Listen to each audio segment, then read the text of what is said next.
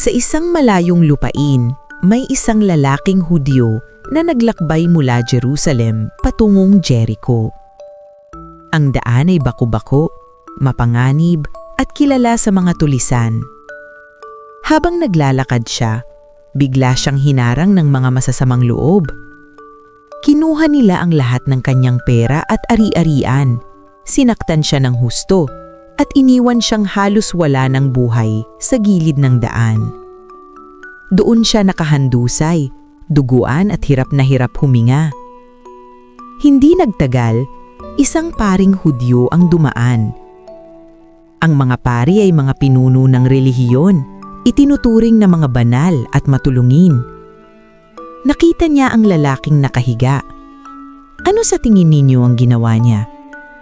Sa halip na tumulong, lumipat siya sa kabilang panig ng daan at nagpatuloy sa kanyang paglalakbay.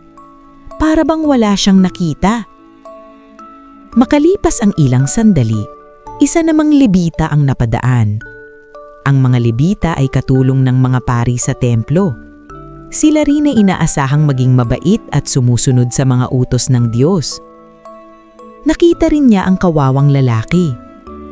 Lumapit siya, tinignan nito. Mulit tulad ng pari, lumipat din siya sa kabilang kalsada at umalis. Iniwan din niya ang lalaki sa kanyang kalagayan.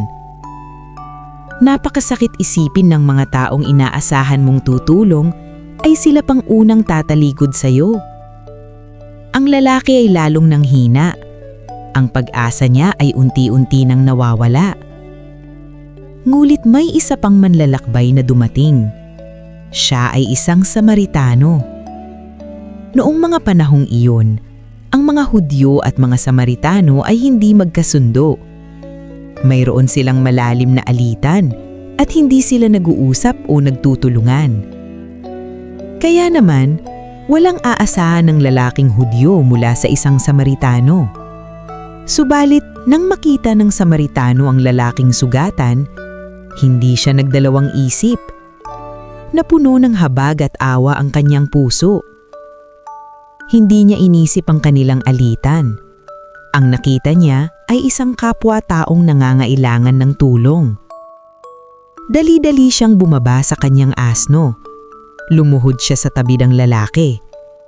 Kinuha niya ang kanyang langis at alak na gamot noong unang panahon at maingat na nilinis at ginamot ang mga sugat nito. Pagkatapos, tinalian niya ng benda ang mga sugat para hindi ito maimpeksyon. Buong ingat niyang binuhat ang lalaki at isinakay sa sarili niyang asno. Siya naman ang naglakbay habang inaalalayan ng lalaki. Dinala niya ito sa pinakamalapit na bahay panuluyan o otel. Pagdating doon, hindi pa natatapos ang kanyang pagtutulong. Magdamag niyang inalagaan ng lalaki. Siniguro niyang komportable ito, may makakain at ligtas. Siya mismo ang nagbantay sa kanya. Kinaumagahan, kailangan na ng Samaritano na ipagpatuloy ang kanyang paglalakbay. Pero bago siya umalis, kinausap niya ang may-ari ng bahay panuluyan. Naglabas siya ng 2 pirasong pilak na malaki ng halaga noon at ibinigay ito sa may-ari. Sinabi niya, "Pakialagaan po niya siya. Ito ang bayad. Kung mayroon pa kayong karagdagang gagastusin para sa kanya, babayaran ko po kayo sa aking pagbabalik." At umalis na nga ang Samaritano nang hindi man lang nagpapakilala o naghihintay ng anumang pasasalamat. Ngayon mga kaibigan, sino sa tatlong dumaan, ang pari, ang Lebita o ang Samaritano, ang tunay na nagpakita ng pagiging isang mabuting kapwa sa lalaking nasaktan? Siyempre, ang Samaritano. Hindi mahalaga kung sino siya o saan siya galing. Ang mahalaga ay ang kanyang ginawa. Ipinakita niya na ang tunay na kabutihan ay wala sa posisyon o lahi, kundi sa puso na handang tumulong nang hindi hinihintay na kapalit. Ito ang kwento ng mabuting Samaritano.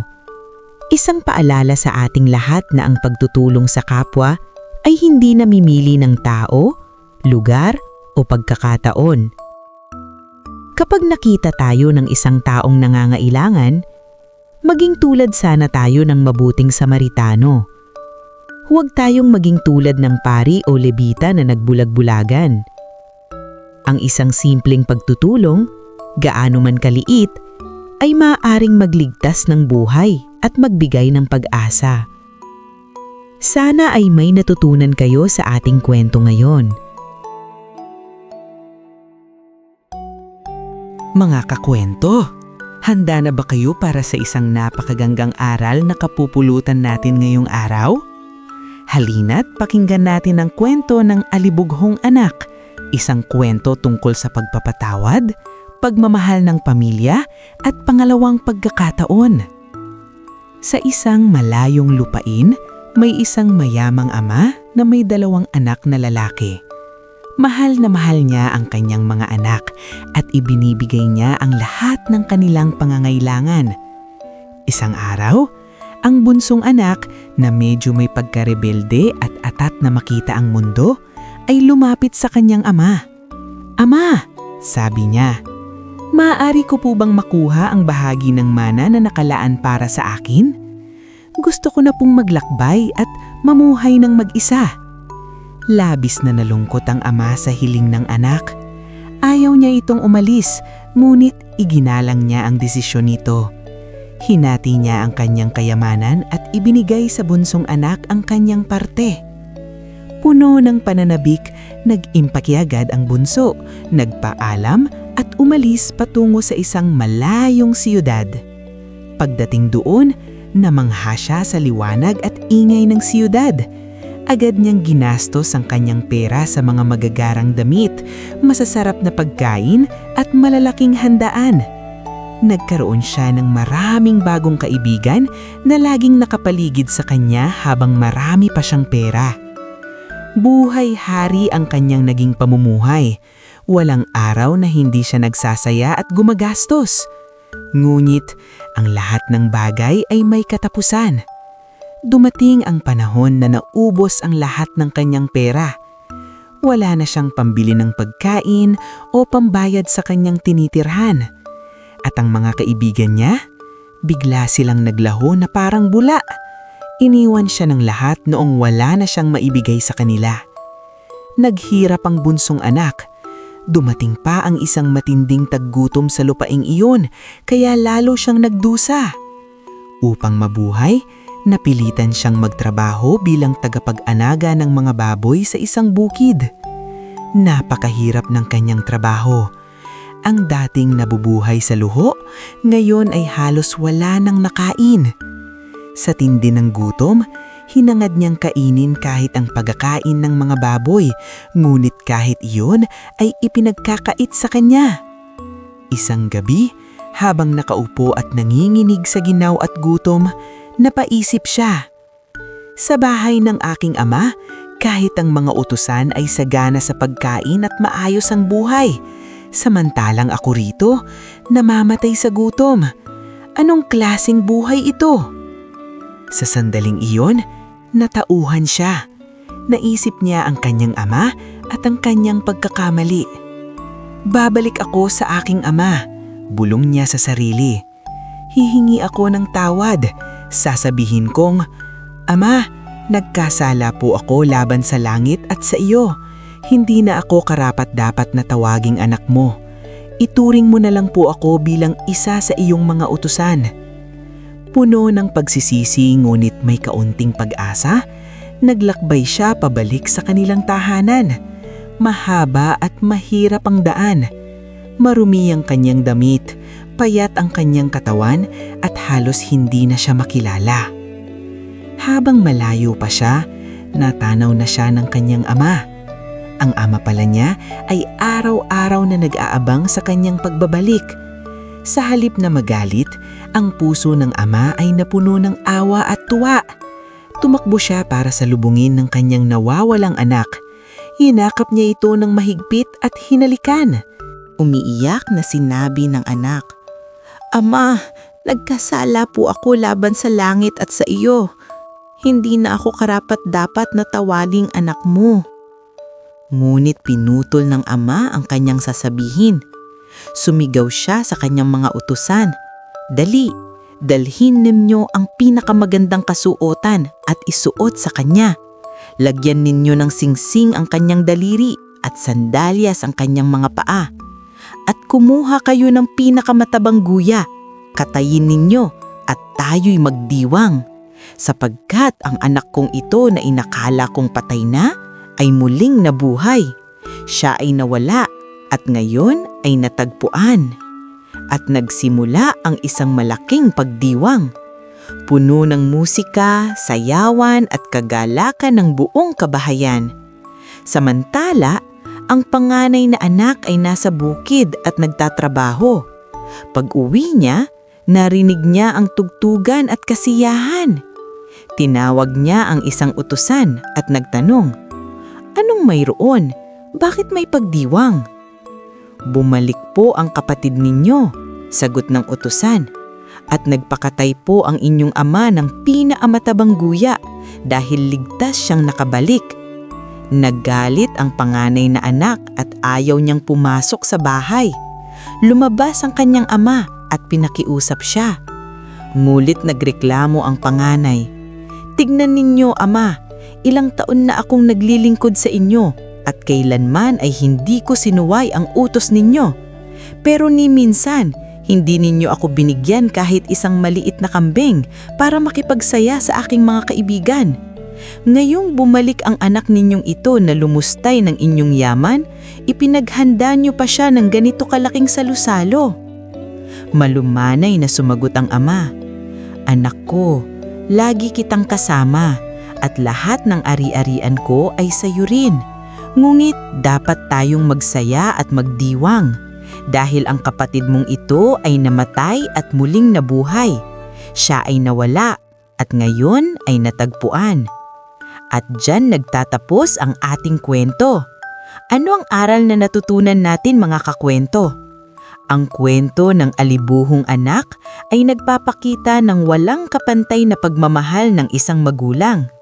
Kahit gaano kalaki ang ating pagkakamali, ang pamilya natin ay laging handang magpatawad at tanggapin tayo pabalik. Ipinapakita rin nito na hindi pa huli ang lahat para magbago at itama ang ating mga pagkakamali. Sa isang malayong nayon sa North Pole, kung saan ang niyebe ay kasing puti ng gatas at ang mga bituin ay kumikinang na parang mga diamante, nakatira ang isang munting pusa na nagngangalang Kislap. Si Kislap ay hindi isang ordinaryong pusa. Ang kanyang balahibo ay kulay ginto na kumikinang sa ilalim ng ilaw ng buwan at ang kanyang mga mata ay kasing berde ng mga puno ng pino sa tag-araw. Pero ang pinaka-espesyal sa kanya ay ang kanyang munting pusong puno ng kabutihan at pagmamahal. Isang malamig na gabi, habang papalapit ang Pasko, abalang-abala ang lahat sa pag-awaan ni Santa Claus. Ang mga duwende ay mabilis na gumagawa ng mga laruan. Ang mga reindeer ay nagsasanay para sa kanilang mahabang paglipad at si Santa naman ay abala sa pag-check ng kanyang listahan. Ngunit sa gitna ng lahat ng kasiyahan, may isang malaking problema. Ang pangunahing makina na gumagawa ng mga kumikinang na pambalot sa regalo ay biglang nasira. Nagkaroon ng malakas na tunog, umusok ito at biglang tumigil. Nagkagulo ang lahat ng duwende. "Naku po! Paano na ang mga regalo? Hindi natin mababalot ang lahat sa tamang oras!" Sigaw ng isang duwende. Sinubukan nilang ayusin ng makina pero wala talagang nangyari. Napaupo si Santa sa kanyang silya, malungkot at nag-aalala. Mukhang malulungkot ang mga bata sa buong mundo ngayong Pasko. Narinig ni Kislap ang lahat ng kaguluhan mula sa kanyang munting bintana. Nakita niya ang lungkot sa mukha ni Santa at naawa siya. Kahit maliit lang siya, alam niyang kailangan niyang gumawa ng paraan.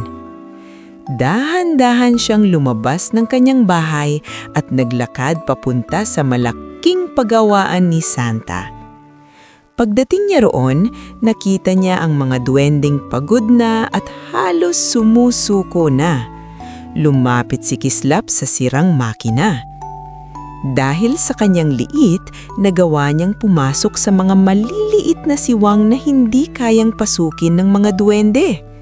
Inamoy-amoy niya ang mga wire, tinignan niya ang mga tornilyo at pinakinggan ng bawat bahagi ng makina. Bigla, may napansin si Kislap. Isang napakaliit na tornilyo ang natanggal sa pwesto at naipit sa dalawang malalaking gear. Ito pala ang dahilan kung bakit ayaw umandar ng makina. Gamit ang kanyang maliit na nguso, maingat niyang itinulak ang tornilyo pabalik sa tamang lugar nito. May narinig siyang isang maliit na click. Pagkatapos, lumabas si Kislap at tumingin sa mga duwende. Ngumiyaw siya ng malakas para makuha ang kanilang atensyon. Meow! Meow! Na parang sinasabing, subukan niyo na ulit. Nagkatigi na ng mga duwende, pero dahil wala na silang ibang maisip na paraan, sinubukan nilang paandarin muli ang makina. At sa isang iglap, umandar ito. Ang mga ilaw ay kumislap, ang mga gear ay umikot at nagsimula na ulit itong gumawa ng magagandang pambalot ng regalo. Naghiyawan sa tuwa ang lahat ng duwende. Niyakap nila ang isa't isa at nagsayawan sa sobrang galak. Lumapit si Santa kay Kislap at marhang niyang binuhat. Kislap, ikaw ang aming bayani. Dahil sa iyong talino at katapangan, nailigtas mo ang Pasko. Hindi ko alam kung paano kita pasasalamatan. Ngumiti si Kislap at isiniksik ang kanyang ulo sa balbas ni Santa. Ang taning gusto lang naman niya ay makitang masaya ang lahat. Mula sa araw na iyon, si Kislap ay naging opisyal na katulong ni Santa. Bawat araw, sa gabi ng Pasko, hindi lang ang mga reindeer ang kasama ni Santa sa sleigh. Sa tabi niya, laging nakaupo ang isang munting pusa na may gintoang balahibo, si Kislap, ang pusang tumulong kay Santa at nagligtas ng Pasko. Tinitiyak niyang bawat regalo ay makakarating ng ligtas at puno ng pagmamahal sa mga bata sa buong mundo. At kung minsan sa gabi ng Pasko, kung titingin ka ng mabuti sa kalangitan, baka makita mo ang isang maliit na kumikinang na tundok sa tabi ni Santa's sleigh. Iyon ay si Kislap, na patuloy na nagbibigay liwanag at saya sa lahat. At iyon po ang ating kwento para sa araw na ito. Sana ay nagustuhan niyo ang kwento ni Kislap. Tandaan, kahit gaano ka man kaliit, kaya mong gumawa ng malalaking bagay basta't mayroon kang mabuting puso. Huwag kalimutang mag-subscribe para sa mas marami pang kwentong pambata. Hanggang sa muli, paalam!